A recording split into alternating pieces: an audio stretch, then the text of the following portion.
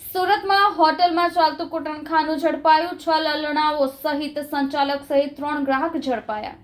સુરતના પૂણા પોલીસ મથકની હદમાં પૂણા કુંભારિયા રોડ આઈમાતા ચોક અભિલાષા હાઇટ્સમાં 6 મહિનાથી જેનિથ હોટલ ગેસ્ટ હાઉસની આડમાં ચાલતા કૂટણખાના ઉપર એન્ટી હ્યુમન ટ્રાફિકિંગ યુનિટે રેડ કરી મહિલા સંચાલક 3 ગ્રાહકને ઝડપી પાડી ત્યાંથી રોકડા રૂપિયા 21,050, 3 મોબાઈલ ફોન અને 8 કોન્ડમ મળી કુલ રૂપિયા 56,050નો મુદ્દામાલ કબજે કરી 6 ભારતીય મહિલાઓને મુક્ત કરાવી હતી. જ્યારે મહિલા સંચાલકના પુત્ર અને તેના મિત્ર તેમજ હોટલની જગ્યાના મૂળ માલિકને વોન્ટેડ જાહેર કરી વધુ કાર્યવાહી હાથ ધરી હતી.